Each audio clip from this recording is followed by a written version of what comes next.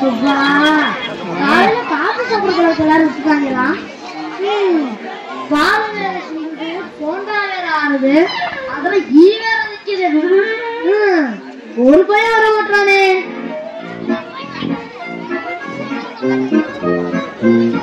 வாங்க வாங்க.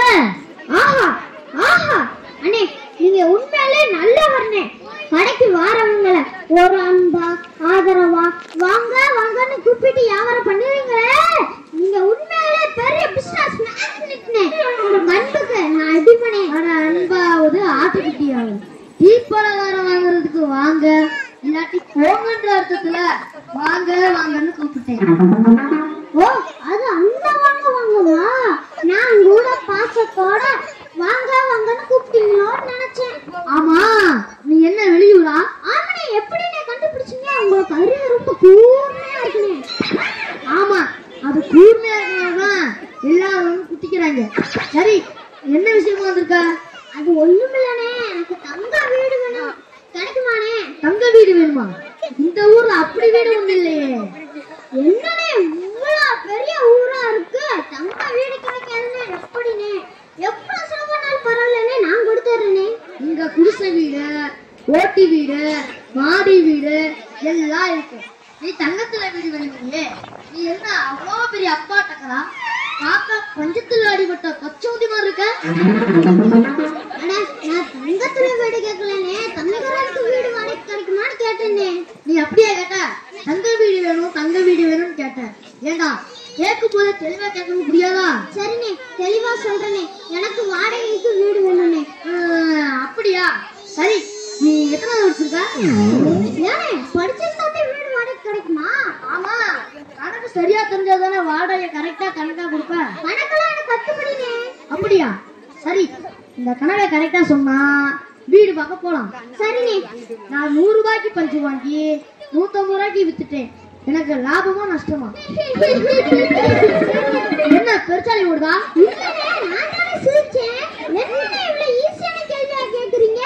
ஈஸியோ தோசியோ, எனக்கு லாபமா நஷ்டமா தெளிவா சொல்லு. 100 ரூபாய்க்கு பஞ்சு வாங்கி அத 150 ரூபாய்க்கு வித்தா 50 ரூபாய் லாபம். உனக்கெல்லாம் வீடு கிடையாது, நீ தப்பா சொல்லிட்ட. போ போ. நான் சொன்னது கரெக்ட் தானே? நான் 100 ரூபாய்க்கு பஞ்சு வாங்கி அத 150 ரூபாய்க்கு வித்தா லாபம் என்ன? இந்திய பேங்க்ல தான் வரும்.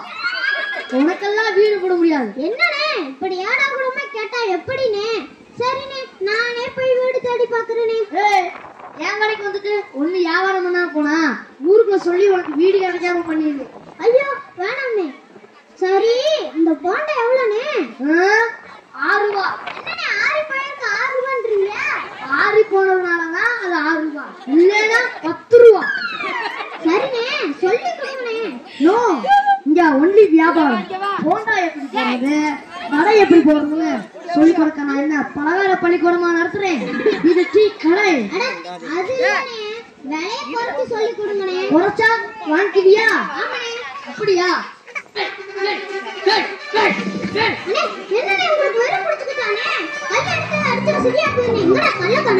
ஏண்டா நாயே, யாருக்கு வெறி பிடிச்சிருக்க? நீ தானே குறைச்சு கொடுக்க சொன்ன. இந்தாடா இதாடா காசு கொடுடா. காசு இல்லனே. என்ன காசு இல்லையா? இனி இந்த ஊர் பக்கமே வர மாட்டேனே. விடுங்கனே விடுங்கனே, எனக்கு ஏற்படுத்துற போகுது. நம்ம பலகாரத்தை நாய் மாதிரி குறைச்சாலும் விற்க முடியல. சரி, நம்மளே சாப்பிடுவோம். ஆனா ஆறி போனாலும் நம்ம போண்டா டேஸ்டா அபாரமா இருக்கு. சரி, இனி அதே வர போறோம். கடை எடுத்து வைப்போம்.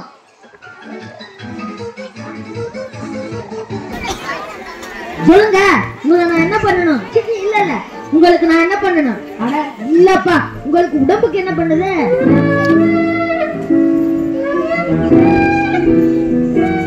என்ன கிளம்பிட்டீங்க? சொல்லுங்க, உங்களுக்கு என்ன செய்யுது? உட்காருங்க.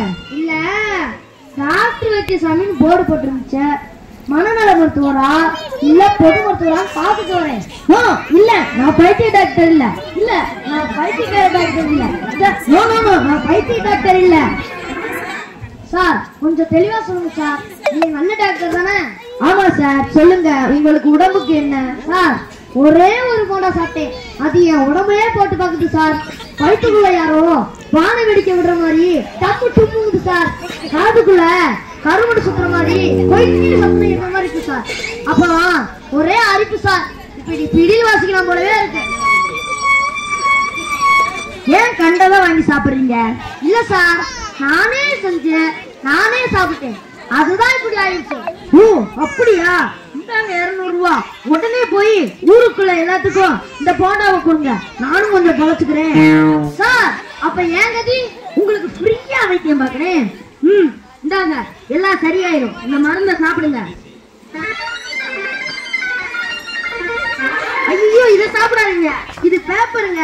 இதுல நான் எழுதியிருக்க மருந்தை வாங்கி சாப்பிடுங்க. டாக்டர், எதையுமே தெளிவா சொல்ல மாட்டேங்கிறீங்களே. சரி, இங்க வியாதிக்கு என்னென்ன சாப்பிடக்கூடாது, என்னென்ன சாப்பிடலாம், அதையாவது தெளிவா சொல்லுங்க. புளிய சேர்த்தாதீங்க, அப்புறம் முட்டை கோழி ஆகும், மீன் கருவாடு ஆகவே ஆகாது. நான் சரியா போச்சு. என்ன சொல்றீங்க? நீங்க பைத்தியக்கார டாக்டர். இல்ல, அப்ப டாக்டர் பைத்தியம். கொஞ்சம் மரியாதையா பேசுங்க. அட, என்ன மரியாதை வேண்டி கிடக்கு? முட்டை கோழி ஆகும்னு சொல்றீங்க, அது கரெக்ட். மீன் கருவாடு ஆகாதுன்னு சொல்றீங்க, மீன் காஞ்சா கருவாடு ஆயிருமே. புளிய சேர்த்தாதீங்கிறீங்க. நான் என்ன சர்க்கஸ் கம்பெனியா வச்சிருக்கேன் புளிய சேர்த்ததுக்கு? இப்படி ஏட்டிக்கு குட்டியா பேசுனா அப்படி பைத்தியம் தானே. சிஸ்டர், உடனே குளுக்கோஸ் ஆக்சிஜன் எல்லாம் எடுத்து வாங்க. இந்த ஆளுக்கு வைத்தியம் பாக்குற முடியும், எனக்கு ஹார்ட் அட்டாக்கே வந்துடும் போல இருக்கு. சார், நீங்க தயவு செய்து போய் முதல்ல போண்டா வித்துட்டு வாங்க சார். அச்சா, யாரும் எதையுமே தெளிவா சொல்ல மாட்டேங்கிறாங்களே. சரி, நம்மளே கசாயம் வச்சு கொடுத்துக்கலாம். மாதிரி ஒண்ணு இல்லையே, கண்ணாடி போட்டு டிப்டாப்பா சிவப்பா இருந்தாரு, அவரை பார்த்து நான் என்ன பயப்படணும்? அட, உங்க உடம்புக்கு பயப்படுற மாதிரி ஒண்ணு இல்லையான்னு கேட்டேன். ஏண்டி யாருமே தெளிவா பேச மாட்டேங்கிறீங்க? எனக்கு ஒண்ணு இல்ல, அவர்தான் அட்மிட் ஆகல அன்னைக்கு போயிட்டாரு. என்னங்க சொல்றீங்க? சரி, அதை விட, ஆமா, என்ன இன்னைக்கு சமையல் வாசனை தூக்கலா இருக்கு? உங்க சொந்தக்காரங்க யாரும் வந்திருக்காங்களா? எப்படிங்க இவ்வளவு கரெக்டா சொல்றீங்க? என் தம்பி வந்தான், அதான் வான்கோழி பிரியாணி செஞ்சேன். எனக்கு வயிற்று வலி, அவனுக்கு வான்கோழி பிரியாணியா? எங்க வீட்டுல இருந்து வந்தவங்களுக்கு பொறுக்காலே. சரிங்க வாங்க, பாயாசம் கொதிக்க போகுது, கொதிச்ச உடனே கொஞ்சம் ஏனம் போட்டு இறக்கி வைங்க, நான் அப்பளம் பொரிச்சிட்டு வந்துடுறேன். செண்பகமே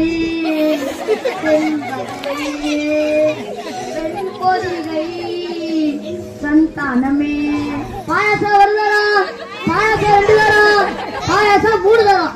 ஏமா இறக்கி வச்சுக்கவா? ஏங்க, ஏன் இப்படி சத்தம் போட்டு ஊராவே கூட்டுறீங்க? நம்ம வீட்டுல பாயாசம் வைக்கிறது ஊருக்கே தெரியணுமா? ஏண்டி, நீதான பாயாசம் கொதிச்ச உடனே ஏன் சொன்ன? அட ஆண்டவா, நுணுக்கி வச்ச ஏலக்காயை எடுத்து பாயாசம் கொதிச்ச உடனே அதுல போட சொன்னேன், அதுக்கு இந்த கூத்தா? ஏண்டி யாருமே தெளிவா பேச மாட்டீங்க? உங்களுக்கு தெரியற மாதிரி யாராவது ஒருத்தன் செய்யணும் தான் ஆண்டவ கிட்ட தினமும் வேண்டிக்கிட்டு இருக்கேன். கடவுளே, இவருக்கு எப்படியாவது தெரிய வச்சிருப்பான்.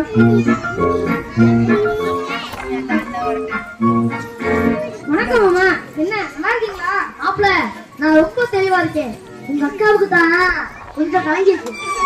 ஆமா மாமா, உங்களை என் ஃப்ரெண்ட்ஸ் எல்லாரும் தெளிவு தோமாசம் தான் சொல்றாங்க.